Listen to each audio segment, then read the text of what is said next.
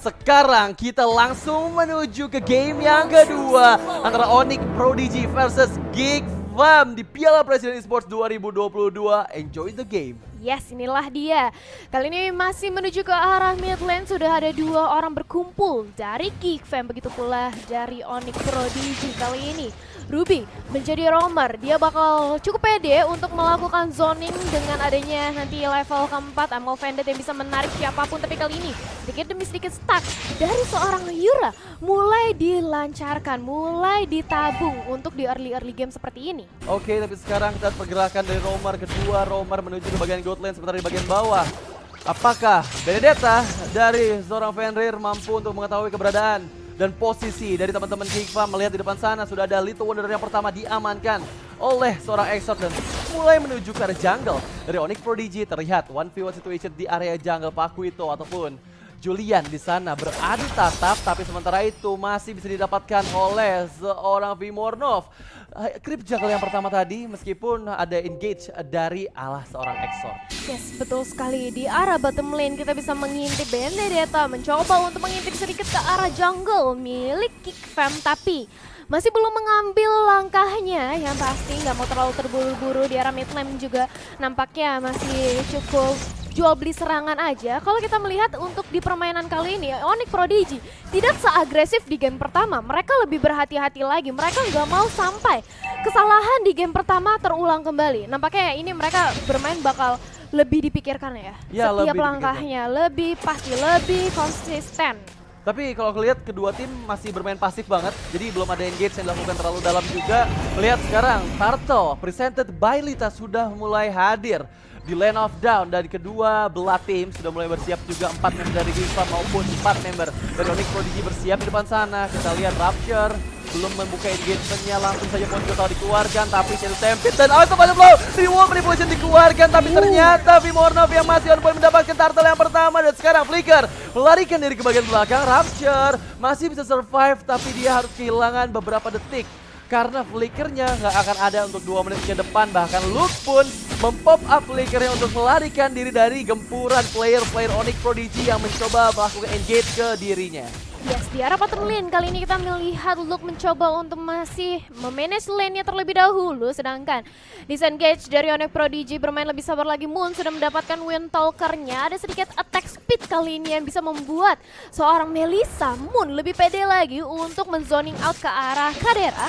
Tapi begitu pula di arah mid lane-nya Exort masih mencoba untuk memperkenyang dirinya, memperkuat, mencari item sedikit demi sedikit juga. Mengingat sebentar lagi kita bakal melihat Turtle yang kedua. Setelah tadi di Turtle yang pertama Geek Fam kehilangan, akankah mereka bakal mencoba lebih hati-hati lagi kali ini? Oke, but now di bagian depan Riz terkena pokingan yang cukup sakit. 1,5 HP barnya harus hilang di bagian atas, tapi mundur teratur karena belum ada inisiasi yang lebih jauh lagi dilakukan oleh Geek Fam. Mengingat mereka harus mulai berhati-hati karena kita tahu pasti fokusnya, tapi ternyata Emerald Vended. Rapture di depan sana tertarik, belum ada follow up damage yang terlalu sakit. Madelsnya tepat mengenai, tadi dari juga dikeluarkan, dan sekarang Vimornov hampir saja bisa mempick off, but now real world manipulation dikeluarkan, gak bisa lari kemana-mana lagi. Kadera dari belakang, 5 member Onyx Prodigy mendapatkan 2 orang dari Geek Fam. Gak masih bisa selamat ternyata Exort meskipun ada call after yang dihilangkan, but now Aboy gak bisa kemana-mana lagi dan harus tumbang. 3 orang harus tumbang dari Geek Fam. Wow. Geek Fam kehilangan 3 player dengan Kadera menjadi first blood presented by BCA. Kali ini berhasil untuk ditumbangkan, tapi kali ini di arah top lane objektif yang bakal dimainkan kali ini. Bahkan tanpa kontes sedikit pun Kadera hanya memantau aja. Dan kali ini Turtle by Lita sudah hadir untuk yang kedua kalinya. Nampaknya Geek Fam gak mau melakukan kontes. Gak mau melakukan kontes karena cukup jauh juga. Mau fight lagi dan lagi dari seorang di depan sana, mendapatkan player atau 2 orang dari Geek Fam dan membuat seorang Exort lebih lama lagi untuk mendapatkan orange buff-nya. Ini bukan early game yang cukup bagus. Kita lihat gimana Onyx Prodigy benar-benar bisa megang ya dari 2 game yang pertama sama game yang kedua. Dan ada head to head presented by Koda Shop antara Ruby dan juga Lolita yang tadi kita lihat belum ada inisiasi lebih jauh sih sebenarnya dari Rapture. Yes. Karena dia pakai hero yang lebih aman, mainnya lebih ke arah support aja. Sementara di bagian bawah melarikan diri. Fenrir tertarik depan sana, sepertinya nggak bisa kemana-mana, langsung ditumbangkan begitu saja. has been slain. Fenrir gak bisa kabur kemana-mana karena sudah kehilangan semua source skillnya ketika dia melakukan cutting minion di bagian bawah. Dan sayang sekali 1 point kill harus diamankan oleh Geek Farm dan membuat Onyx Prodigy harus mulai bersabar lagi karena mereka kehilangan outer turret di bagian bawah. Yes, 1 point kill yang berhasil diamankan bersama dengan 1 objektif. Kali ini Geek Farm mencoba untuk mengembalikan lagi tempo permainan mereka, tapi lihat by arah top lane. Sudah ada 3 pemain dari Onyx Prodigy mencoba untuk memantau. Di situ juga sudah ada Kadera dan Rapture yang siap untuk membackup kapanpun Onyx Prodigy mencoba untuk memaksakan mengambil ke arah objektif mereka. Oleh karena itu lebih sabar lagi kali ini untuk di menit yang ke-6 kita. Tapi Luke, hati-hati. Reward Population kali ini sudah dibuka bersama dengan ada yang mau offended. Luke harus flick out ke arah belakang. Masih bisa selamat bertahan sejauh ini. Tapi akankah di backup? Justru kali ini nampaknya tumbang malah apa? Quito bersama dengan ada Blazing 2 dari seorang Cloud. Riz harus hilang 2 pemain dari Onyx Prodigy perlahan namun pasti diculik 1-1 oleh Geek Farm. Counter setupnya bagus banget Geek Farm. Aku benar-benar gak expect ketika tadi Luke udah tinggal 1 bar HP terakhir. Coba dia kejar ke depan sana sama seorang Vimornov. Tapi dengan adanya Cloud Altar dan sedangkan sekian replay presented by Grab, benar-benar setup yang bagus aku bisa bilang karena bisa diselamatkan Luke yang memiliki 1 bar SP terakhir dengan adanya Numian Blast dan juga Blazing Duet di bagian belakang membuat teman-teman dari Onyx Prodigy nggak bisa mempertahankan dirinya dan 2 orang terpick off sebagai kompensasi ketika mereka melakukan inisiasi ke bagian depan. Tapi sekarang Turtle yang ketiga sepertinya akan coba dikontes oleh kedua belah tim. 4 member dari Onyx Prodigy sudah mulai bersiap sementara Geek Farm masih cukup jauh. Keberadaan seorang Luke berada di bagian bawah membuat mereka atau Geek Farm gak punya proner yang cukup. Sementara dari arah lain Aboy hampir saja mendapatkan seorang Fender dengan Saido Stampede-nya. Sekarang Revolver bisa di-pop up. Apakah ada dual of damage yang keluarkan? Tapi ternyata ada Sword. Ternyata oleh Isa yang mendapatkan tartal yang ketiga. Tapi Blazing Duet ke bagian belakang dan langsung saya menumbangkan Yura. 1-1 Rapture pun harus hilang. Tapi Exort terlalu depan dan mendapatkan 1 member lagi dari Onyx Prodigy. Dan oh my god, 3 ditukarkan dengan 2 pertempuran yang tiada henti-hentinya, bahkan 4. Onyx Prodigy hilang semuanya di saat bersamaan mereka mendapatkan turtle yang ketiga. Yes, menyisakan Riz seorang diri dengan HP yang tidak memadai. Mau tidak mau dia harus merelakan 1 lagi outer di area tengah.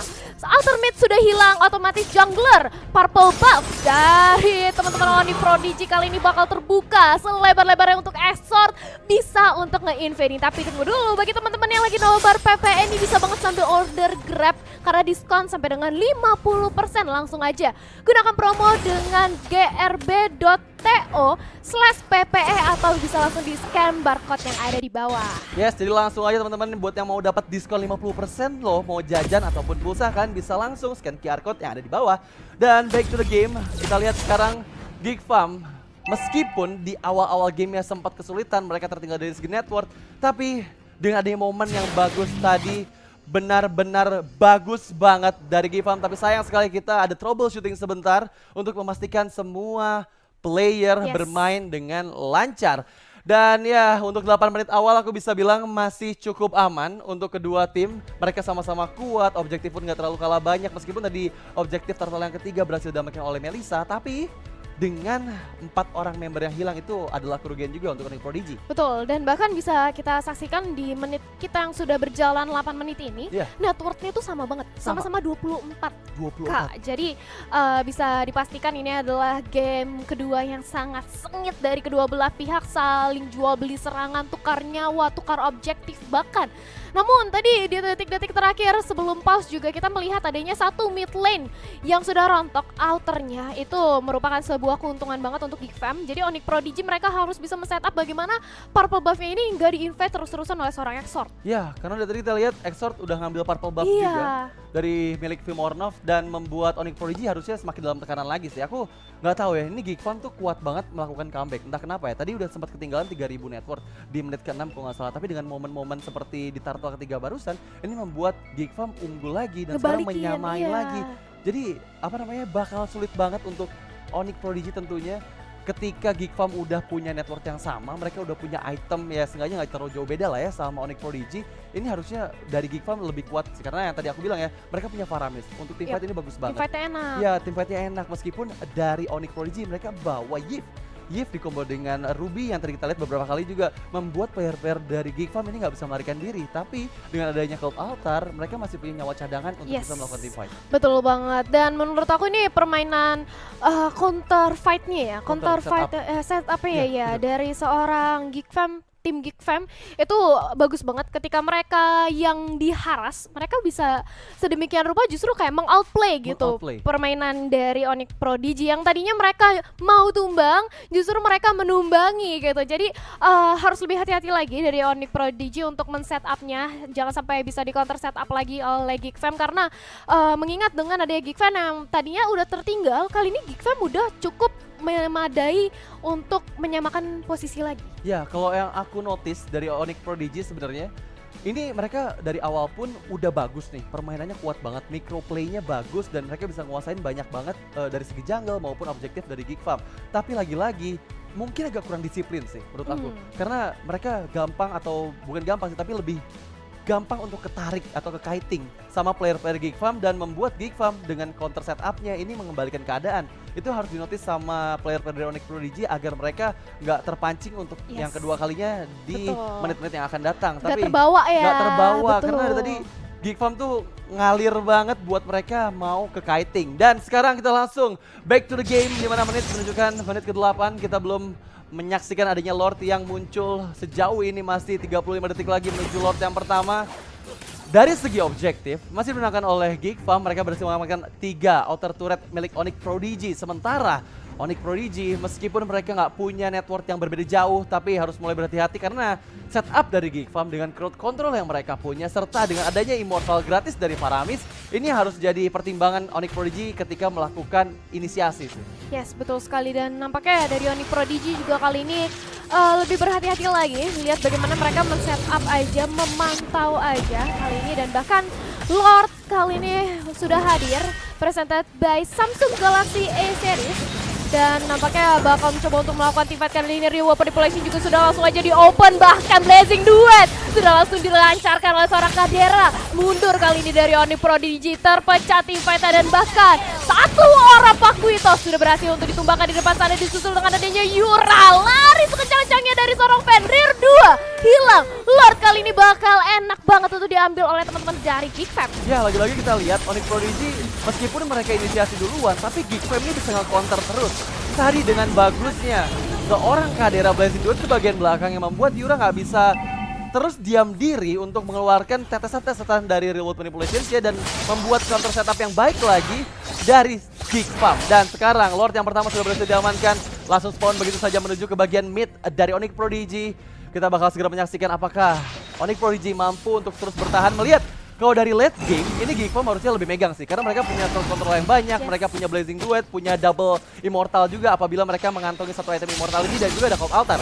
But now, kita lihat Ulti Follow Blade dikeluarkan, ML Bandit connect menuju ke arah seorang Aboy. Aboy lalu jalan di depan sana, tapi Blazing Duet, Go Away dikeluarkan, kemudian Blast. Oh my god, banyak sekali player yang tertumbangkan, tapi sayang sekali ini Chase belum bisa menemukan siapapun. Satu dikurang untuk 2, tapi pressure lagi dan lagi kita lihat dari anak-anak Geek Fam, mereka belum bisa mendapatkan base-nya, tapi itu adalah serangan yang benar-benar efektif untuk mendapatkan inner turret di bagian tengah, bahkan di bagian bawah pun sepertinya masih bisa dihancurkan kalau misalnya belum ada clearing minion dilakukan oleh Onyx Prodigy. Yes, bahkan kali ini sudah ada dominance ice di tubuh seorang Fredrin. Jadi ini meng-cancel life regen HP yang dimiliki oleh seorang Riz. Lebih pede lagi untuk melakukan team fight nantinya. Bahkan seorang Fenrir bakal harus berhati-hati lagi untuk in and out ya, dan bakal Rapture sudah mempunyai Radiant Armor, dia bisa mengincar ke arah seorang Yura lebih pasti lagi. Mengingat di menit kita yang ke-11, perbedaan network yang sudah mulai terlihat kali ini dari seorang Geek Fam mengungguli 1000 network. Apakah di Lord kali ini yang nantinya bakal mencoba untuk dikomit oleh teman-teman dari Onyx Prodigy? Karena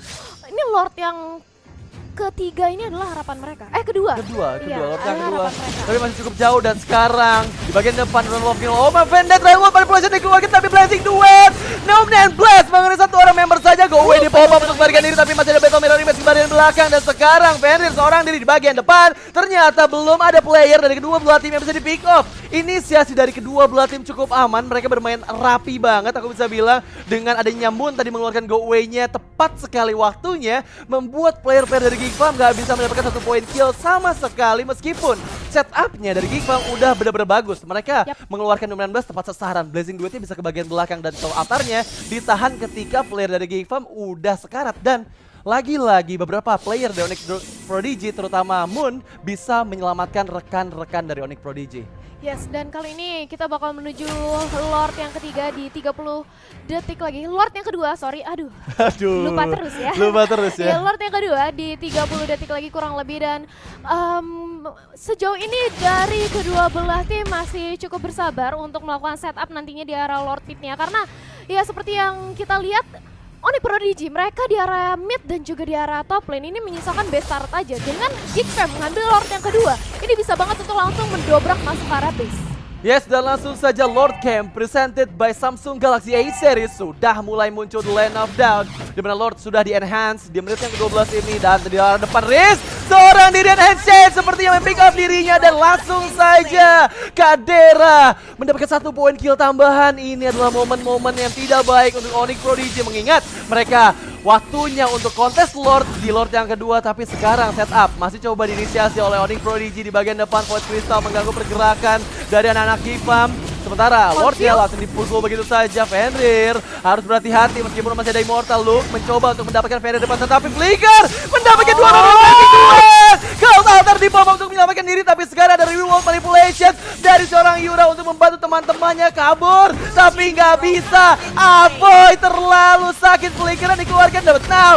Immortal seorang diri unstoppable didapatkan oleh Exort. 1 melawan 4 bukan kondisi yang baik untuk seorang Vimornov, karena mengingat dirinya sudah kehilangan teman-temannya yang melarikan diri ke arah base. Dan Lord yang kedua menjadi milik Geek Farm. Yes, Lord yang kedua tanpa adanya kontes, mengingat Onyx Prodigy sudah kehilangan 2 membernya, membuat mereka tidak berdaya untuk melakukan kontes terhadap Lord kita yang kedua. Dan tadi aku melihat Rapture, dia nice banget, dia dengan conceal dia melakukan reposition.